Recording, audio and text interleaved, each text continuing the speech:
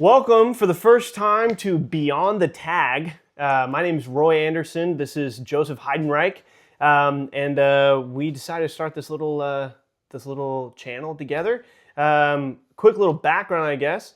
Joseph Heidenreich is the Elders Quorum president in our ward, and I'm one of the counselors in the ward. And we just wanted to have a little podcast where we could involve the members of our ward and almost a digital diary, I think, of missionary work in the ward.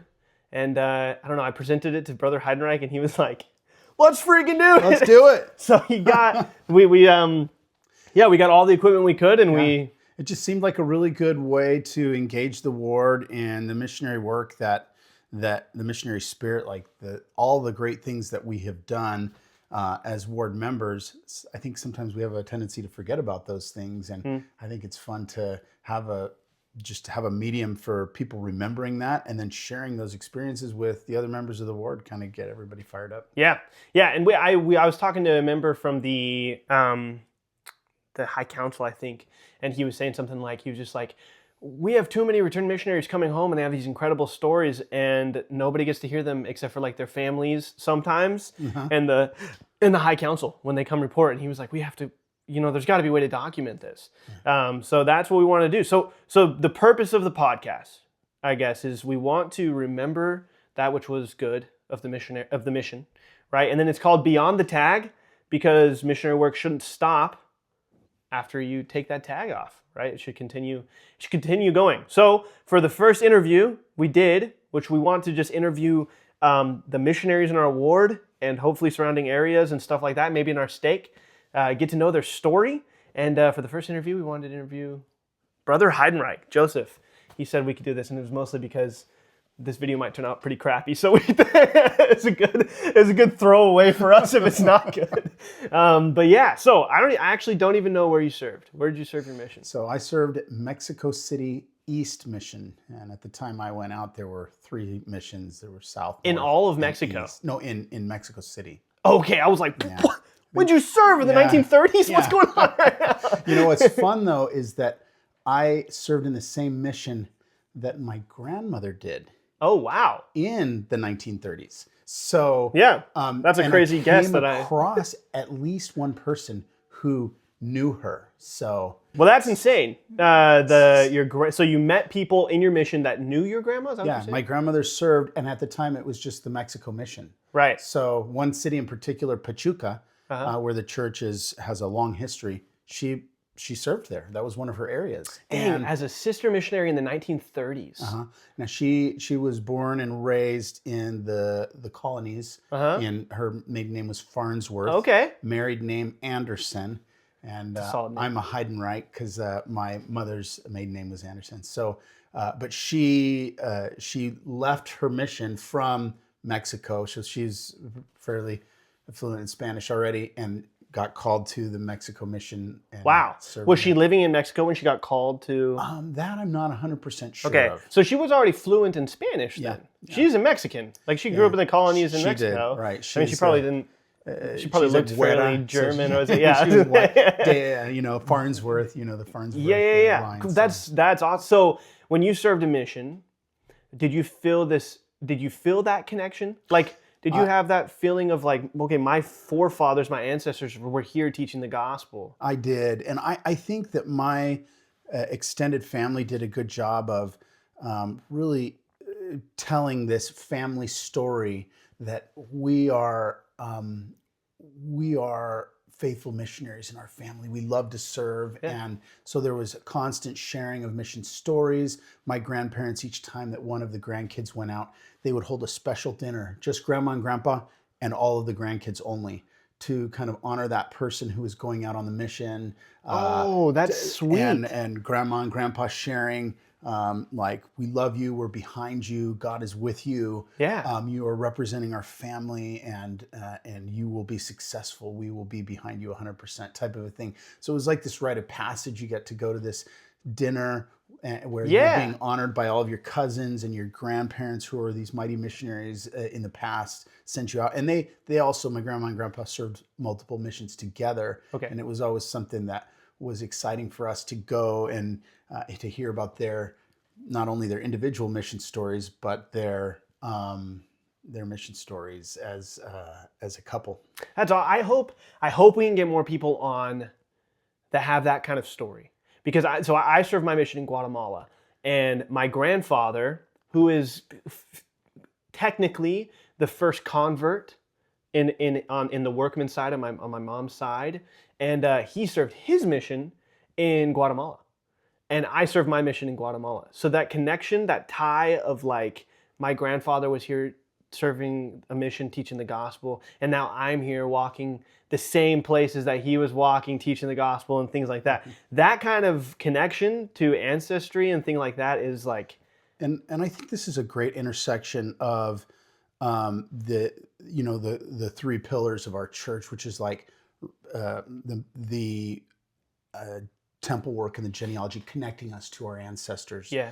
And the spirit of Elijah, right? Yeah, I was gonna say it was Elijah's promise or whatever. Connecting that to this great missionary work, which is to preach the gospel to the living. And I think that's a nice intersection where I feel connected to my ancestors because of their participation in the missionary work. So that's something really special. No, that's awesome.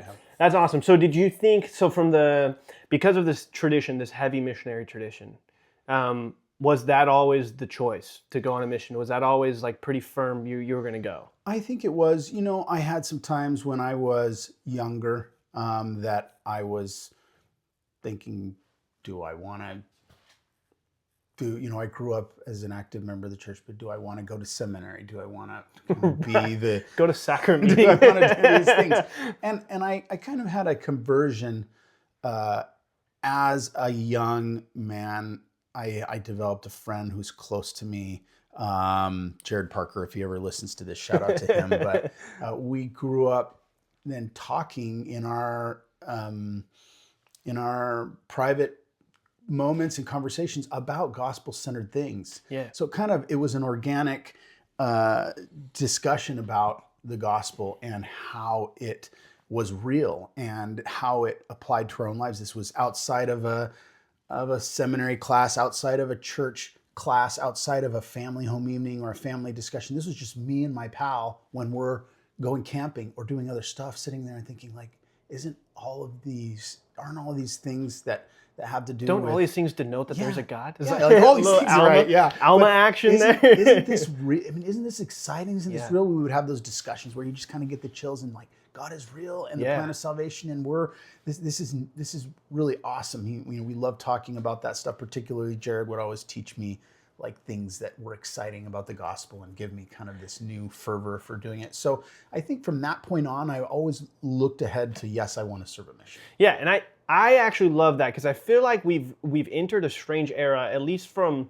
the time I was like a teenager until pretty recently. There's like this era of people acting like the nobility of serving the mission was the fact that they didn't want to go for so long, and then they had this spiritual experience when they were like a senior in seminary, and they're like, oh my gosh, I should go on a mission.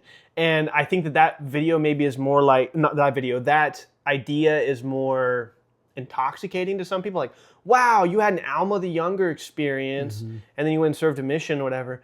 But there's something that's powerful about being like, I developed a testimony the way you ought to. It took time, and I discussed it with my family and with friends, and I read and I studied and I prayed, and then I served a mission because I ought to, because I know this is true, and I should teach other people about it. And I wish we could hear more stories like that of the people who were like, I had these convictions from a young age that this was good, and then later on I had the conviction that this was right and this is true, and I needed to tell more people about it. Because that, for me, that's just as romantic as the Alma the Younger conversion story. You know what I'm saying? And I love that. That is sweet. So going on your mission, you knew you were going to do it. What was the goodbye like? That is one question I think. Was that hard for you? Yeah, the goodbye was hard. I had a girlfriend that I felt very attached to, right? And she and I were very close, and I appreciate everything that we contributed to each other's lives. We tried to center our relationship kind of gospel-centered, and we tried to separate ourselves, tried to break up a bit so that I could go and serve unfettered, right? And Yeah, didn't want to yeah, hold yeah. her back. And I wasn't saying like, oh, we're not going to end up together, but if it's right, it's going to happen anyway. So let's try to break this romantic connection. I tried to do that. It was hard, and I think right up until I left, I was kind of still feeling an emotional connection there. Yeah. And I remember my Moral of the story: Yeah. break up with your girlfriend. but Don't have one when you go on a mission. and she did not end up with me. She ended up with a wonderful person, which I'm glad, and I think we both are grateful for the role that we played in each other's lives. Yeah. There was nothing to be ashamed of between our relationship, and it was just it was something that was good, and it was also good to realize we need to put this on the back plate because. Lord's calling me to serve, and if we end up together, we will. But if we don't, it's okay. It's part of the I plan. hope this isn't too inflammatory for viewers, but I hated serving with. I also left a girl, and I was just a loser companion because I was so wrapped up in her. I read my journal for those first couple of months. It's terrible. It's terrible. It's just like. Oh, I wasn't even thinking about the gospel. Yeah. I was and I thought, those first couple of months, I thought, I'm dedicated to the work. But then when I go back and read my journal, I'm like, I obviously was not dedicated to the work. Dedicated to and your then, girlfriend. Yes, and then I had companions that would come through and they'd be like, Elder, I'm super dedicated to the work. And I was like, oh, great, let's rock and roll. Like new kids that I was training or whatever it may be. And then we're walking to appointments and they're like, man, dude, my girlfriend was so awesome. I'm like, oh! Now, that's not to put down anyone who goes on a mission and has a girlfriend. Like my son and his wife of 4 years, they dated in high school and maintained their strong romance and went and they both. That's what I'm saying. served Hopefully, at it the wasn't same inflammatory time. for people. Yeah, no, it wasn't inflammatory. I So get it. I get it. I'm but not putting down that approach, right? It's good. It's good, especially if your girlfriend is. Encouraging you to serve, go serve and to put the Lord and do first, those things. you know. Yeah, but it is hard. It is hard. It's funny that we're talking about this. We're know. both like married, we have families and kids, but it is tough to give your heart to the mission, even when you have someone there. But I know plenty of people like I have an uncle that did the same thing, and my father-in-law, same exact thing as well. So, and these were great missionaries, and I don't think everyone should just break up, but that's the inflammatory part of me where I'm just like, no, break up with them, serve the Lord. But I mean, obviously it's between you and God. You got to figure that part out. What about saying bye to your family? Yeah. So I packed up, we loaded the car, and there was this will kind of mark the timing of my mission departure. But President Howard W. Hunter was the prophet at the time, and he came to the McHale Center in Tucson, and there was an area conference. So he came and he spoke, and he's the one that signed my mission call, and it was really emotional for me. I had been practicing and I sang in the choir. So imagine the McHale Center totally filled with saints, the prophet speaking, me singing in the choir. I still remember the song that we sang as the choir. We sang, what is that? Truth is marching. This one. That is kind of like, feels like a battle cry when you sing with that many people. Yeah. And then I just remember everyone kind of standing up and singing, God be with you till we meet again, as the prophet exited the McHale Center. I didn't go back to my house. We got in the car from that meeting. We walked out to the parking lot and the car was already loaded, and we drove to like Provo. A van, like a... it was the van. It was the van. So it was my parents were driving and my youngest brother came with me. But your parents. Yeah, Okay. My parents drove me then to Provo from Tucson. So that was my goodbye, Yeah. And that's a powerful goodbye. Yeah, it was a goodbye. And then I was dropped off at the MCTC training center, and that was it. I was ready to start. So do you feel like it was a pretty like a healthy separate? You were ready to go. Yeah, I was ready to go, and I'd say that's a spiritual high. You're just like, let's rock and roll. I did see the girlfriend there, and it was kind of like, salute you. Take it easy. I'll see you later. I've already been set apart. Right? Yeah. It's just like, that's awesome. No, I felt the same way. Like when I left, it was just like, let's rock and roll. Like, you know what I'm saying? I had just been thinking about it for so long and the mission, and it was just like, yeah, like let's do it. We don't want to do too much time. I want to ask about Spanish. Yeah. Was So learning it. Spanish was not a huge challenge for me. I was eager Oh, to learn okay. it up. You hear that? Yeah, I had family that had spoken Spanish. I couldn't say that I knew a lot. I knew like a few catchphrases here and there. I probably spoke as much Spanish then as I do like Chinese now, right? I picked Right. up a few phrases traveling to China. It's like I don't know anything of that. I was not fluent, but I had taken high school or junior high Spanish and learned virtually nothing. And when I entered the MTC, I was just all ready. Let's go. Let's learn this. And as I arrived in Mexico, there was some difficulty understanding everyone speaking. They're fast over there. Yeah. So I would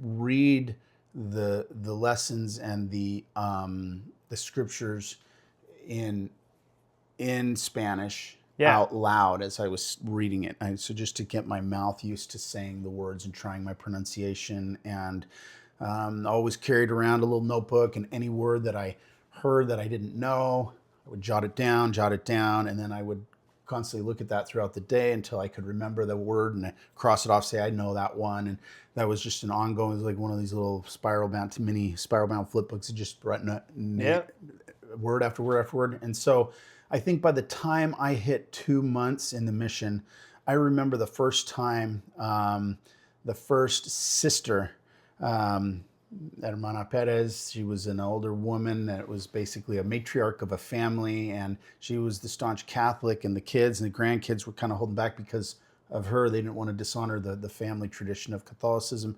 I remember bearing my testimony to her, talking about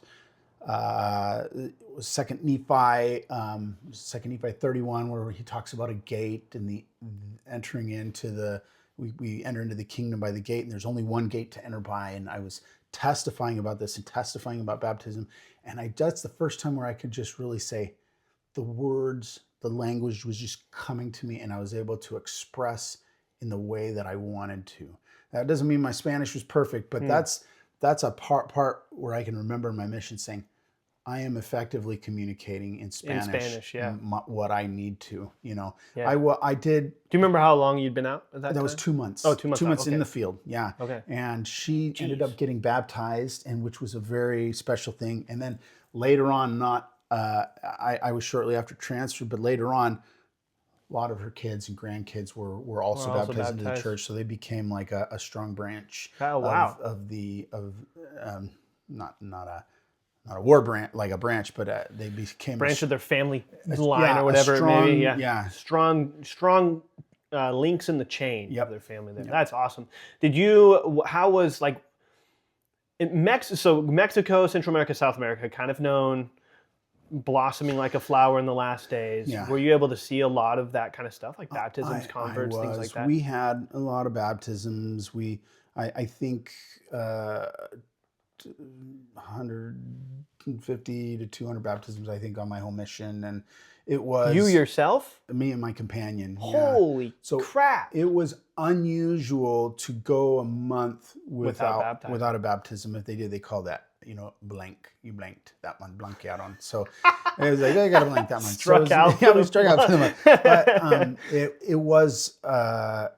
there were always people that were interested. We got a lot of referrals, and with very few exceptions, we didn't do any knocking of doors. We were basically member referrals from the temple visitor center, things like that, and we just kind of visit inactive families, see how they were doing, see if they had anyone that they knew that was interested. And it felt like there was like a constant interest in the church. The church in Mexico City also had a school called the Benemérito, which was very popular. It was like a private school, top-notch education, but you had to be a member of the church to go to Benemérito. And a lot of you had to drink the Kool-Aid. You had to be part of the cult. Right. So a lot of families were like, they could recognize that the church had good things. They could recognize this quality education, and they just were like, I want that for my kids. That's awesome. So that was another draw to bring people in the Benemérito, the church. I think strong family values, and there was a good presence there because of the Mexican temple. culture is the family values, the strong family values is huge. It's they like, I mean, based off of what I saw, I guess in Guatemala, maybe I'm just thinking about that, but those people will live and, they just build a house on top of their family's house. When they get married, they move in with their family and they just build back or up, whatever it may Leave be. the rebar exposed. Yeah, The second so that floor. they can build the next floor. Yeah, exactly. That's awesome. Did you, as far as your testimony goes, and so I know every mission has every missionary that serves a mission is going to have 2 or 3 stories that are just like, this story was exotic. Like there was a miracle that happened that it sticks with you. You think about it all the time. I can think of them right now. I can see the faces of that story for me right now.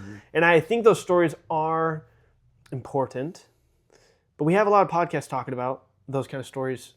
They're just like, tell me your missionary stories. I want to know about your testimony. Yeah. I want to know, like, where were you as your testimony level when you went into a mission, and how did you see that change? So, If a story's included, obviously a story's included, but before I left on my mission, I was fired up, engaged about the work. Several of my good friends that I worked with at Subway interacted with in other areas had taken the discussions and joined the church. And I was feeling like, oh, this is so great. I'm so excited, like spreading the gospel and sharing the gospel. I got out there to Mexico and I felt totally inept, couldn't speak very well until that one all place. the skills I that was you've like- been developing, you couldn't do them anymore. And I was a little bit thinking like, I imagine myself coming out here and just being this, truth warrior. And I thought I was more effective at English home. speaking. I was more effective at home, be doing missionary work than I feel like I am At right Subway, now. yeah.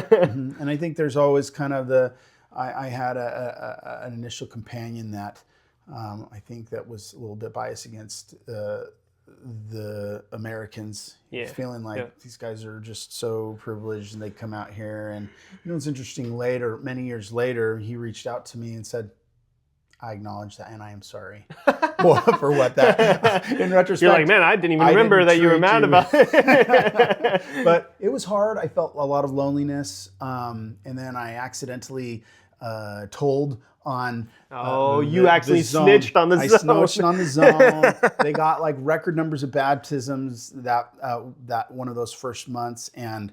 Not my companion and I, but the rest of the zone. And they said, we're going to just have a party. And they had a sleepover party and video games and rented a bunch of movies. And, in retrospect, it was kind of probably fairly innocuous. But I was thinking like, am I really supposed to be doing this? Like, Yeah, I feel is this like a I lot? was like swearing off movies and swearing off like video games. And here they are getting together doing this. But I felt like this is against the mission rules, and I really struggle with that. So I told the mission president, not to say they did this, but I was like, I'm uncomfortable, I'm having a hard time, and this happened, and I'm trying to figure out. Well, everybody got in trouble, and it was me, and so everyone's like, oh, that guy, Eller Heinrich. So I felt a little bit of isolation. Like I was just trying to come out here and do what's right. I didn't want to like make anybody feel bad, or I didn't want to be like a goody two shoes or anything like that. So there was that struggle, like trying to find myself and where I fit, and I wanted to be like a good friend and a cool missionary to my companions, but I also had a desire to be obedient. I was giving up a lot to come out, and I wanted to make the best of it. This wasn't I wasn't trying to be like a college fraternity experience for me. This was supposed to be like a sanctification and self-sacrifice period of my life is the way I viewed it. Well, I eventually found, I think, a nice spot where I could settle in. And we had a shifting in mission president, new mission president who focused a lot more on obedience and being righteous, and less of a focus on like numbers, baptisms, things like that. And you're rewarded with a party for baptizing or whatever. yeah, and so I feel I will say, like on a personal level, I had so many special experiences, and I still to this day view my mission as like the pinnacle of my personal spirituality. I felt so close to God in that period of time. And often I've told myself, like, if I had an opportunity to go back, I'd go back and do it again. Like I would even go back to being a 19-year-old kid again before being ruined by all the cynicism of life and receiving all the punches that life can deliver. Just be that idealistic 19-year-old Yeah, and out there and loving God and serving and saying, like, I have something precious that I want to share with all of you, and I'm going to do it with all my heart. And then seeing the miracles that flow from that. Yeah, the kid that's willing to put the foot in the door and to be like, the story, the thing I have to tell you is important. I'd like to tell you. I was telling my brother, I was like, you know what? With what I know about the gospel, I'm probably more equipped to teach it. But my fearlessness to teach the gospel as an 18 and 19-year-old, that's what did it. Like, that's what for anyone listening, if there's any young people listening to this, which, you know, I don't know what kind of audience we're going to attract to this, but there is something noble about being the 18 or 19-year-old that's out there just being like, through hell and high water, I don't care if people laugh at me or throw food at me or swear at me or whatever it may be or threaten me, I'm going to teach the gospel. Dang it. Let's You go. know, like, Doesn't I'm going to matter. do it. And that feeling, there's that fire is just unmatched outside of truly outside of the mission. I don't know if I've ever 100% felt that replication. Yeah, I truly felt like I could do anything that the Lord asked me to do. Yeah. you know? You want to raise someone from the dead? Tell me, God, I'll do it. I'm going to tell you a quick story, but first Go something ahead. that came to my mind, like you're talking about the young missionaries that are going out and they're just fearless. They're doing this.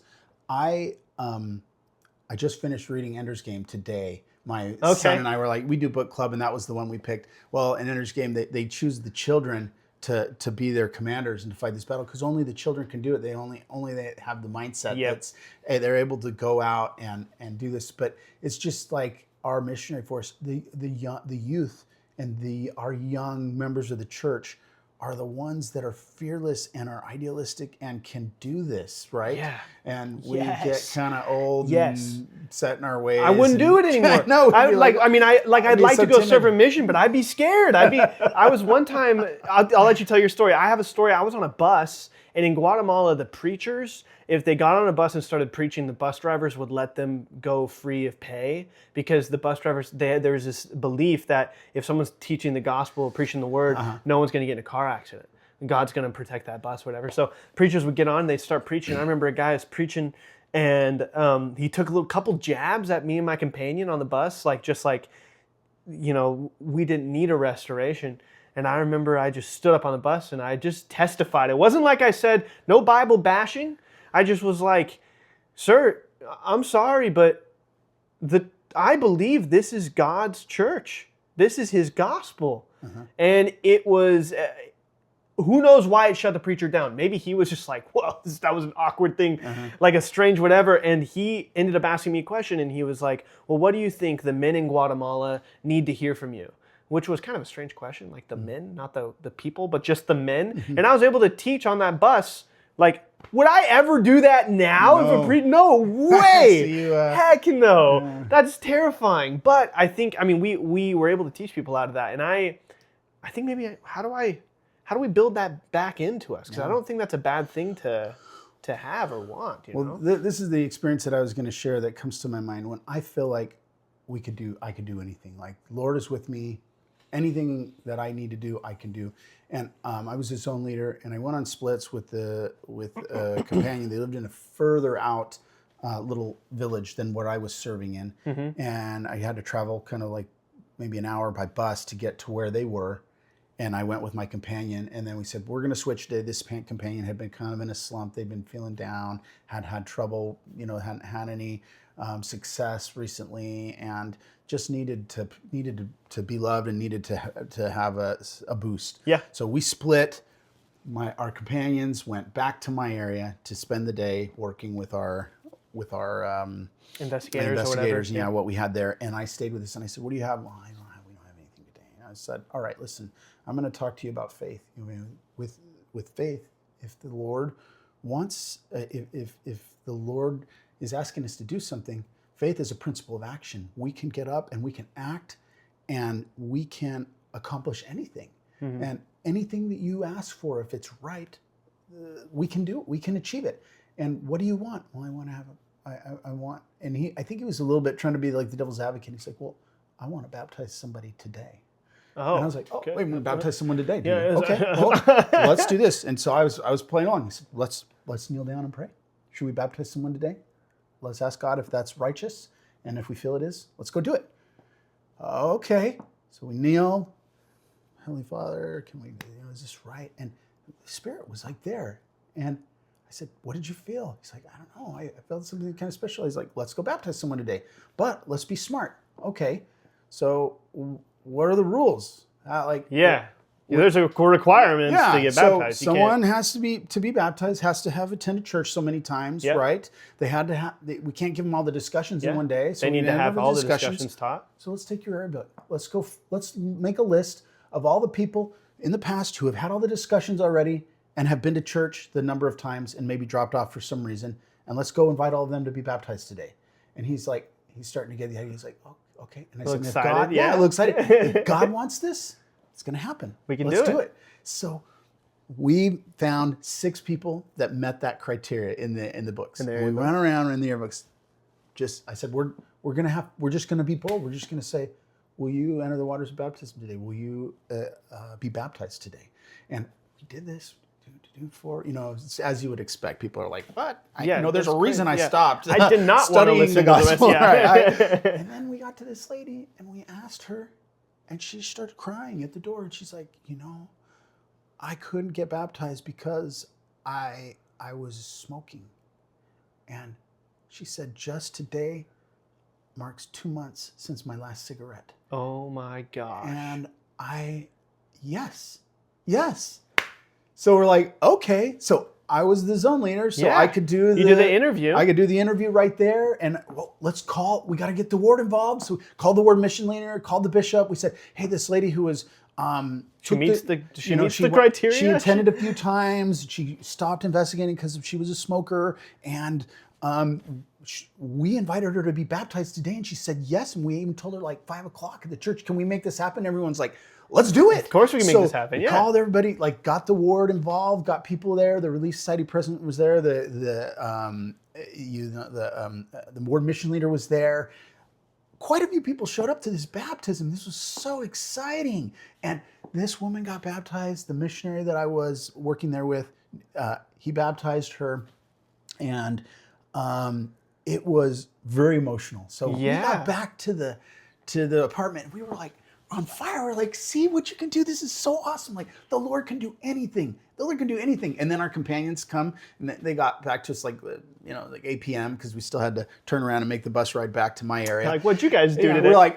We're just what'd you guys do? Oh, we had some really good discussions. We found a new person to teach. What'd you do? We're we baptized someone. His companion is like, you what? That's crazy. He missed it. He missed in his own area. I was like, that's okay. You guys have faith. You go out and baptize another person tomorrow, right? Just the Lord is with you. You can just accomplish anything, right? Wow. That's kind of how I was going on my mission, just thinking the Lord is with us. We'll find the people, we'll baptize them, we'll bring them to God, we'll testify of Christ. And this is a great segue to the last part of our discussion that we want to have, because the podcast is called Beyond the Tag. Mm-hmm. Sometimes people think when you get back, your missionary work needs to be you're converting people still, mm-hmm. right? Mm-hmm. But I find my missionary work now is I have a son that's 8 months old. Mm-hmm. That's my little convert. You know what I'm saying? I need to teach him and do my best to be a good father. And my wife, same thing for her. Mm-hmm. There's so many different ways that you can be a missionary. Mm-hmm. And that's interesting, the faith thing of just you can do anything. Have you seen that principle? Or, sorry, not have you seen it. How can we apply that principle beyond the tag? Yeah. Have you seen that in your life? Any other examples of that? Or beyond the tag, there was a nice segue between my mission and kind of moving forward.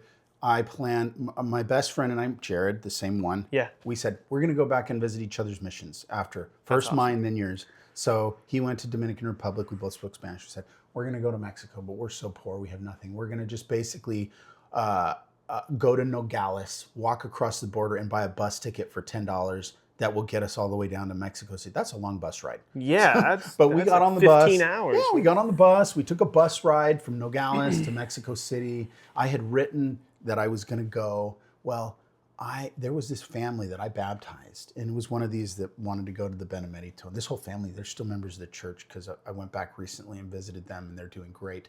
But everyone, the father was the reason why none of these kids could be baptized. And we finally were able to make good enough friends with him that he gave permission for his sons to be baptized. All of his sons ended up serving missions, marrying in the temple, things like this. So he gave permission. They were baptized when I was there. I came back to visit, and they heard that I was coming back to visit, and everyone was really excited. Like this, he was on my list of people that I wanted to see. When I went and saw him, he like had something. He was like really excited, and I decided I'm going to be baptized, Elder Heidenreich. The father? Yeah, the father. And I said, well, that's great. Like what? Like He said, is it today? what is it? He said, well, are you still going to be here? I want to be baptized on Saturday. That's when I wanted to be baptized, on Saturday. And I said, well, What day was it? It was like Thursday. We had a couple of other Okay. things planned, but I said, I'm not the missionary anymore. I'm just a person. I'm just the regular, like, you got to tell the missionaries, like the mission president, they have to interview you. Like there's a process. You can't just tell me and then I'm going to baptize you. Oh, okay. Well, what is it? Help me. And I called the missionaries that were there. I called my mission. It was still my same mission president. Right. Yeah. And I you said, hadn't been home hey, for very this long. is what's happening. And he said, okay, I'll let the elders know. And they came out and they were like, yeah, we were really irritated because this guy absolutely refused to be baptized. He said, only, Elder Heidenreich's going to come back and baptize me. But we thought you were never coming back. So we're like, all right, this guy's never getting baptized. But I showed up and I was able to baptize, and my friend Jared confirmed. And it was the most emotional thing. And I also, during that visit, I was able to go through the temple with one of my converts that had been baptized. Wow. And this was like a year post mission. And so it was really nice to come out and then head back over there and feel like the missionary work is still going and I can still be a part as just a person. So I feel like, because sometimes we end our mission, we come back and it almost feels like like an alternate universe. That was a different person. Yeah, or it was a something. different person. That was a different place. Like I can't remember those things that were like, it's so weird. Now I'm here where there's carpet in the homes and people have 2 cars and this just doesn't happen. Like what planet was I on when I was out there serving? But it was kind of nice to kind of go back and realize that whole thing was still going and I could still have a part in it. But yeah, I think the things that I learned on my mission have carried me through kind of the pattern of having faith and striving to accomplish things by trusting in what the Lord is telling me and trusting my heart, and then just moving forward and doing the work, right? Doing the things that acting based on my belief, not just saying I have a belief and then not acting on it. I feel like it got me where I am with my family, with my career, with all the things. I feel like that mission pattern was such a springboard for me going forward in my life. And, that may be part of the reason why I always just look back longingly on those days and just say like, I wish I was there. Like that was such a pinnacle for me. There was something there. Yeah. I'm sure when I was there, I was like, oh, I can't wait to get home. But then once I was home, I was like, I want to be there. Yeah. Yeah, I think, and I'll just give some of my final thoughts and let you give some before we wrap it up. But a lot of missionaries, I think, feel like when they get that tag taken off, which for me was an extremely emotional experience, taking that tag off for the last time. And they think that their mission is over, and then people tell you your mission is not over. You can still do this and that. You can still do the missionary work. But as a missionary, my mission's over. Like it's not the same. But that principle of what you're saying, like the faith, your new mission truly has begun. And I think for a lot of missionaries, beyond the tag is buying into that. It's like when you go on your mission, you have to leave the girlfriend or the family or your language, whatever, maybe your home. You have to buy into this idea of I'm just going to serve the Lord and teach the gospel. Stand up, put my foot in the door, tell someone I have a little bit extra, baptize someone on the day of, have that faith to do those things. Mm-hmm. When you get home, your goals change drastically. The Lord expects you to get an education, however that looks between you and the Lord. The Lord expects you to find a spouse, an eternal companion, and the Lord expects you to participate in your ward and in your family. And if you can't buy into that, if you are trying to consistently buy into what the mission was, you're not working beyond the tag. Yeah. You know what I'm saying? Yeah. And I think that a lot of missionaries, for some reason, they just don't get told that enough. Like when I tell missionaries, hey, your missionary work hasn't stopped, I'm not telling them like, you can go baptize people, go on splits with the elders and do things like that. I'm telling them, hey, there are spirit children in heaven waiting for you to be their father or their mother. And there is a lady or a man out there that is going to marry you, and you're going to be a leader, and you're going to be someone that takes care of them, or your family or your friends or whatever it may be, but you have to buy into reality. There's a world outside the mission where you have to just kind of lock in and be like, okay, I'm going to be a member of the church, and I'm going to buy into that. I'm going to do my best to be my best and have that faith. And I think that's incredible, to use that as an application. I love that. And I love, I've been thinking about this name Beyond the Tag. And I was thinking, oh, this is great. This is like not just about being the missionary, but how to do missionary work. Like, what was it like before you got called, after you came home? What about the people that wanted to serve and didn't? How about people that came home early, or the people, that everyone's mission and experience look different. That's kind of beyond the tag. But just as you were speaking, it came to me that beyond the tag means taking what I learned when I had the tag and carrying that forward beyond that period of time. The tag was my 2 years, right? But, I think naturally that turns into teaching the gospel. There will be converts out of that, right? But sorry, continue. I didn't mean to cut you off. Yeah, no, but it's just taking those patterns and going forward with them in life. And it's as you said, a lot of it is missionary work, but a lot of it is work with our own family, work in the walls of our own homes, the things that we learned, the things that we applied. So. Yeah, President Oaks, what did he say recently? Grow a garden, go camping, have family reunions, things like that. It's like, that's beyond the tag, and it requires what you learn on a mission. Yeah, so thank you. I loved hearing about your mission. I love that. Maybe we'll have to do a part 2 and go over like serious specific stories or whatever. Yeah, I just can't say enough about how I treasure that time and what it meant to me and what it still means to me and how it has shaped me into or contributed to the person that I am today. Absolutely. Awesome. And so for future reference, anybody, if you've served a mission, had to come home early for whatever reason, if you didn't get to serve a mission, also for whatever reason, or those 3, right? And we want to hear these stories. So reach out to us. Mostly our ward is going to probably see these. Brother Heidenreich, I'm Roy Anderson, Joseph Roy. Text us. We'd love to do something. And we do have an email that I set up. We do have an email. Yes. What's it called? It's Beyond the. You gotta. We'll figure it out. I'll have to. We'll put in the description. I think it's beyond. I think it's beyond the name tag at gmail.com. Yeah, we'll put it in the description. Shoot us an email. We would like to interview you and talk about it. But until next time, keep the work happening beyond the tag. Beyond the tag. Thanks.